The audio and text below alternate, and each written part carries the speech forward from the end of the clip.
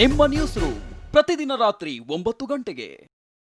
ಡಿಜೆಹಳ್ಳಿ ಕೆಜಿಹಳ್ಳಿ ಠಾಣಾ ವ್ಯಾಪ್ತಿಯಲ್ಲಿ ಗಲಭೆ ಪ್ರಕರಣಕ್ಕೆ ಸಂಬಂಧಪಟ್ಟಂತೆ ಗಲಭೆ ಪ್ರಕರಣವನ್ನ ಬಿಜೆಪಿ ಗಂಭೀರವಾಗಿ ತೆಗೆದುಕೊಂಡಿದೆ. ಡಿಜೆಹಳ್ಳಿ ಹಾಗೆ ಕೆಜಿಹಳ್ಳಿಯಲ್ಲಿ ಆದಂತಹ ಗಲಭೆ ಪ್ರಕರಣ ಏನಿದೆ, ಗಲಭೆ ಪ್ರಕರಣವನ್ನ ಬಿಜೆಪಿ ಗಂಭೀರವಾಗಿ ತೆಗೆದುಕೊಂಡಿದೆ. ಆದ್ರೆ ಸರ್ಕಾರ ಪ್ರಕರಣವನ್ನ ಗಂಭೀರವಾಗಿ ಪರಿಗಣಿಸಿಲ್ಲ. ಇದು ಬಿಜೆಪಿಯಲ್ಲಿ ಆಗ್ತಾ ಇರುವಂತಹ ರಾಜಕೀಯ ಬೆಳವಣಿಗೆ. ಬಿಜೆಪಿಯವರು ತುಂಬಾ ಜನ ಗಂಭೀರವಾಗಿ ಪರಿಗಣಿಸಿದ್ದಾರೆ, ಆದ್ರೆ ಸರ್ಕಾರ ಇದನ್ನು ಗಂಭೀರವಾಗಿ ಪರಿಗಣಿಸ್ತಾ ಇಲ್ಲ. ಸಿಎಂ ಬಿಎಸ್ವೈ ಸಹ ಈ ಬಗ್ಗೆ ಕಠಿಣ ಶಬ್ದಗಳಿಂದ ಖಂಡಿಸಿಲ್ಲ. ಪ್ರಕರಣವನ್ನ ಗಂಭೀರವಾಗಿ ಪರಿಗಣಿಸುವಂತೆ ಬಿಜೆಪಿಯವರೇ ಸೂಚನೆಯನ್ನ ನೀಡ್ತಾ ಇದ್ದಾರೆ. ಬಿಜೆಪಿ ಹೈಕಮಾಂಡ್ ರಾಜ್ಯ ಘಟಕಕ್ಕೆ ಸೂಚನೆಯನ್ನ ನೀಡಿತ್ತು. ಇದನ್ನು ಗಂಭೀರವಾಗಿ ಪರಿಗಣಿಸಿ ಗಲಭೆ ನಡೆದ ಮರುದಿನವೇ ಹೈಕಮಾಂಡ್ನಿಂದ ಈ ಒಂದು ಸೂಚನೆ ಬಂದಿತ್ತು. ಆದರೆ ಇದುವರೆಗೂ ಈ ವಿಚಾರಕ್ಕೆ ಸಂಬಂಧಪಟ್ಟಂತೆ ಮುಖ್ಯಮಂತ್ರಿಗಳು ಈ ವಿಚಾರವನ್ನ ಖಂಡಿಸಿಲ್ಲ. ಹೈಕಮಾಂಡ್ ಸೂಚನೆ ಹಿನ್ನೆಲೆ ಆಕ್ಟಿವ್ ಆಗಿದ್ದ ರಾಜ್ಯ ಘಟಕ, ಹೀಗಾಗಿ ಈ ಸಂಬಂಧ ಒತ್ತಡ ಹಾಕೋದಕ್ಕೆ ಬಿಜೆಪಿ ಪ್ಲಾನ್ ಅನ್ನ ಮಾಡಿತ್ತು. ಇದನ್ನು ತೀವ್ರವಾಗಿ ಖಂಡಿಸೋದು ಕೆಲವೊಂದು ಕಡೆ ಬಿಜೆಪಿಗೆ ಇದು ಬಹುದೊಡ್ಡ ಅಸ್ತ್ರ ಕೂಡ ಆಗಿತ್ತು. ಸರ್ಕಾರದ ಮೇಲೆ ಒತ್ತಡ ಹೇರೋದಕ್ಕೆ ಬಿಜೆಪಿಯಲ್ಲೇ ಪ್ಲಾನ್ ನಡೀತಾ ಇದೆಯಾ ಅನ್ನೋ ಒಂದು ಪ್ರಶ್ನೆ ಈಗ ಕಾಡ್ತಾ ಇರೋದು. ಯಾಕಂದ್ರೆ ಈ STPI ಸಂಘಟನೆ ಏನಿದೆ, ಈ ಸಂಘಟನೆಯನ್ನ ಬಂದ್ ಮಾಡಬೇಕು ಅಂತ ಈ ಹಿಂದೆ ಕೂಡ ಬಿಜೆಪಿ ನಿರಂತರವಾಗಿ ಹೋರಾಟವನ್ನ ಮಾಡ್ಕೊಂಡು ಬಂದಿತ್ತು. ಆದ್ರೆ ಈಗ ಬಿಜೆಪಿ ಅಧಿಕಾರದಲ್ಲಿದೆ, ರಾಜ್ಯದಲ್ಲೂ ಕೂಡ ಕೇಂದ್ರದಲ್ಲೂ ಕೂಡ. ಆದ್ರೆ ಈ ವಿಚಾರವನ್ನ ಯಾಕೆ ಗಂಭೀರವಾಗಿ ಪರಿಗಣಿಸ್ತಾ ಇಲ್ಲ ರಾಜ್ಯ ಸರ್ಕಾರ ಅನ್ನೋ ಒಂದು ಪ್ರಶ್ನೆ ಕೂಡ ಸದ್ಯಕ್ಕೆ ಬಿಜೆಪಿ ವಲಯದಲ್ಲೇ ಈ ರೀತಿಯಾದಂತಹ ಪ್ರಶ್ನೆಗಳು ಕಾಡ್ತಾ ಇರುವಂಥದ್ದು. ಗಲಭೆ ಪ್ರಕರಣವನ್ನ ಬಿಜೆಪಿ ಗಂಭೀರವಾಗಿ ತೆಗೆದುಕೊಂಡಿದೆ, ಆದ್ರೆ ಸರ್ಕಾರ ಪ್ರಕರಣವನ್ನ ಗಂಭೀರವಾಗಿ ಪರಿಗಣಿಸಿಲ್ಲ ಅನ್ನೋ ಒಂದು ಮಾತುಗಳು ಬಿಜೆಪಿ ವಲಯದಲ್ಲೇ ಕೇಳಿ ಬರ್ತಾ ಇದೆ. ಸಿಎಂ ಬಿಎಸ್ವೈ ಸಹ ಈ ಬಗ್ಗೆ ಕಠಿಣ ಶಬ್ದಗಳಿಂದ ಖಂಡಿಸಿಲ್ಲ.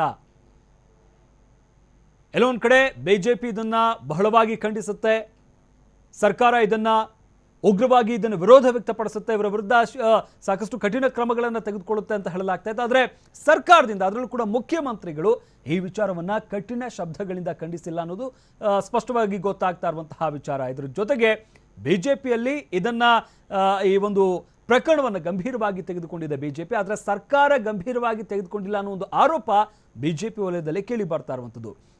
ಈ ವಿಚಾರಕ್ಕೆ ಸಂಬಂಧಪಟ್ಟಂತೆ ಬಿಜೆಪಿ ಹೈಕಮಾಂಡ್ ಕೂಡ ರಾಜ್ಯ ಘಟಕಕ್ಕೆ ಸೂಚನೆಯನ್ನು ನೀಡಿತ್ತು.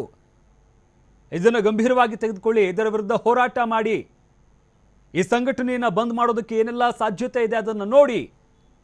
ಯಾಕೆಂದ್ರೆ ಬಿಜೆಪಿ ಸರ್ಕಾರ ಇಲ್ಲದೇ ಇದ್ದಾಗಲೂ ಕೂಡ STPI ಸಂಘಟನೆಯನ್ನ ಬಂದ್ ಮಾಡಬೇಕು ಅಂತ ಹೋರಾಟವನ್ನ ಮಾಡ್ಕೊಂಡು ಬಂದಿತ್ತು ಬಿಜೆಪಿ.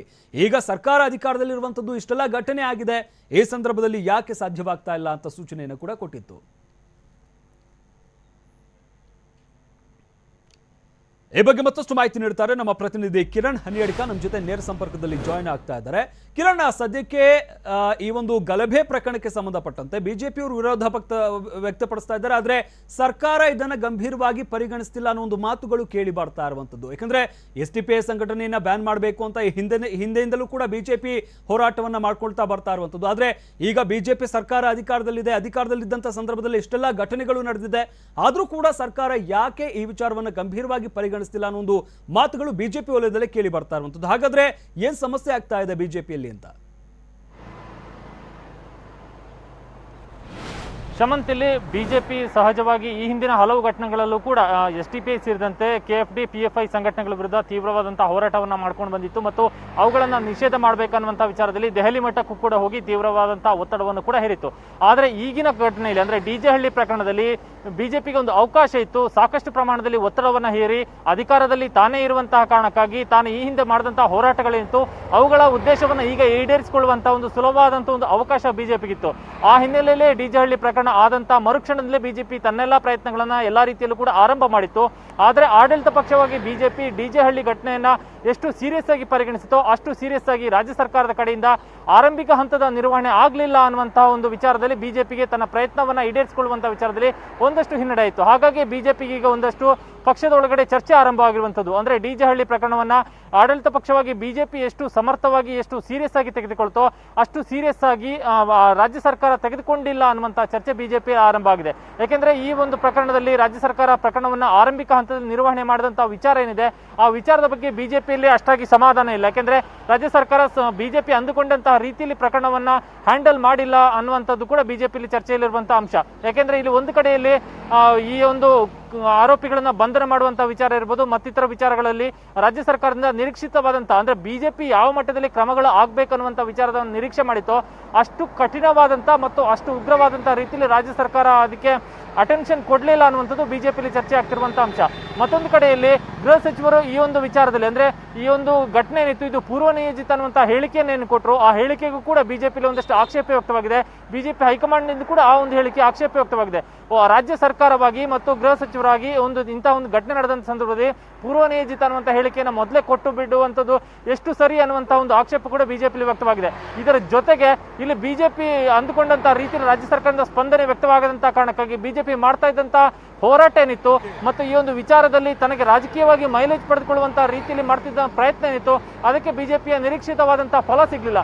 ಹಾಗಾಗಿ ಬಿಜೆಪಿಯಲ್ಲಿ ಒಂದಷ್ಟು ಆಕ್ಷೇಪ ವ್ಯಕ್ತವಾಗಿರುವಂಥದ್ದು. ಮತ್ತು ಮುಖ್ಯಮಂತ್ರಿ ಯಡಿಯೂರಪ್ಪ ಈ ಒಂದು ಪ್ರಕರಣಕ್ಕೆ ಸಂಬಂಧಪಟ್ಟಂತೆ ಪ್ರತ್ಯೇಕವಾಗಿ ಡಿಜೆ ಹಳ್ಳಿ ಪ್ರಕರಣಕ್ಕೆ ಸಂಬಂಧಪಟ್ಟಂತೆ ಅತ್ಯಂತ ಕಠಿಣವಾದಂತಹ ಮಾತುಗಳನ್ನೇನು ಆಡಿಲ್ಲ ಮತ್ತು ಅವರಿಂದ ಅಂತಹ ತೀವ್ರ ಮಟ್ಟದಂತಹ ಉಗ್ರವಾದಂತಹ ಹೇಳಿಕೆಗಳು ಅಥವಾ ಈ ಒಂದು ಘಟನೆಯನ್ನ ಗಂಭೀರ ಸ್ವರೂಪದಲ್ಲಿ ಪರಿಗಣಿಸಿದಂತಹ ರೀತಿಯಲ್ಲಿ ಅವರ ಹೇಳಿಕೆಗಳು ಕಂಡು ಬಂದಿಲ್ಲ ಅನ್ನುವಂಥದ್ದು ಕೂಡ ಬಿಜೆಪಿಯಲ್ಲಿ ಚರ್ಚೆಯಲ್ಲಿರುವಂತಹ ಅಂಶ. ಯಾಕಂದ್ರೆ ಇಲ್ಲಿ ರಾಜ್ಯ ಸರ್ಕಾರ ನಮ್ಮದೇ ಇರುವಂತಹ ಸಂದರ್ಭದಲ್ಲಿ ಯಾವುದೇ ಕಾರಣಕ್ಕೂ ಕೂಡ ನಾವು ಮಾಡ್ತಿರುವಂತಹ ಹೋರಾಟಕ್ಕೆ ಹಿನ್ನಡೆ ಆಗಬಾರದು ಅನ್ನುವಂಥದ್ದು ಬಿಜೆಪಿ ಉದ್ದೇಶ. ಹಾಗಾಗಿ ಬಿಜೆಪಿ ಈಗ ಮಾಡ್ತಿರುವಂತಹ ಹೋರಾಟಕ್ಕೆ ರಾಜ್ಯ ಸರ್ಕಾರದ ಕಡೆಯಿಂದ ಅಷ್ಟೇ ಸರಿಯಾದಂತಹ ಒಂದು ಸಾಥ್ ಸಿಗ್ಲಿಲ್ಲ ಅನ್ನೋದು ಬಿಜೆಪಿಯಲ್ಲಿ ಚರ್ಚೆಯಲ್ಲಿರುವಂತಹ ಅಂಶ. ಧನ್ಯವಾದ ಕಿರಣ್. ಜಸ್ಟ್ ಬೆಂಗಳೂರು ಪ್ರತಿದಿನ ರಾತ್ರಿ 10 ಗಂಟೆಗೆ TV9 ನಲ್ಲಿ ಮಾತ್ರ.